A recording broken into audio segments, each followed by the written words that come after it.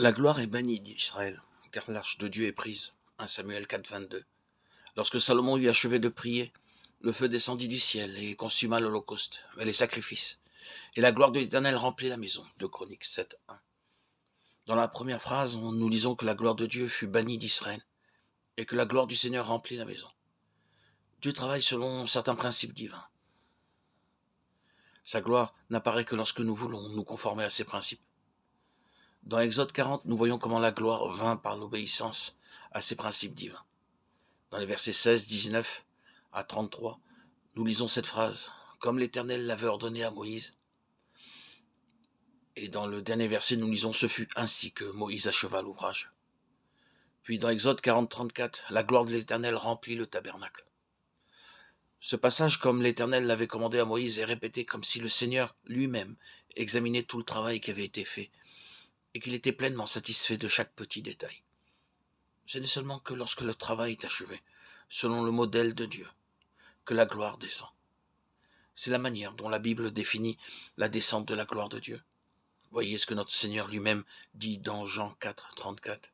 « Ma nourriture est de faire la volonté de celui qui m'a envoyé et d'accomplir son œuvre. » Ce n'est seulement que lorsqu'un travail est achevé selon la parfaite volonté révélée de Dieu et selon son plan céleste, qu'à son ordre, la gloire descend.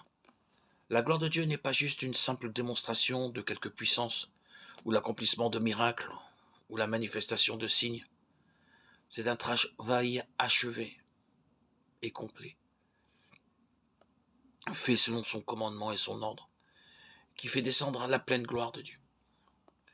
Comment pouvons-nous prouver que la gloire de Dieu est parmi son peuple ?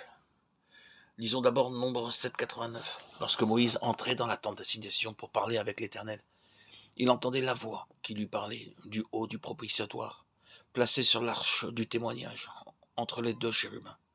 Et il parlait avec l'Éternel.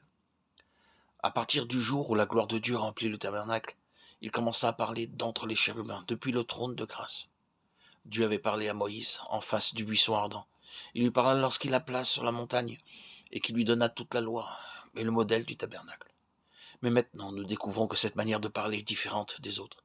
À partir de maintenant, d'entre les chérubins, Dieu commence à ouvrir bien plus son cœur à Moïse pour lui révéler toute sa pensée. Là, nous avons la preuve que la gloire de Dieu était parmi son peuple. Dieu parlait et il rendait sa pensée claire à tous ceux qui venaient à lui. C'était le privilège de tout le monde. Dans les 12 tribus, pour leurs problèmes personnels ou familiaux, ou pour tout autre sujet concernant l'assemblée, ils pouvaient aller voir Aaron, le grand prêtre, et trouver la pensée de Dieu, la volonté de Dieu. Alors, Aaron allait vers Dieu et l'entendait parler d'entre les chérubins du dessus, le trône de grâce. Lorsque Dieu parle, c'est une grande preuve que la gloire de Dieu est parmi son peuple.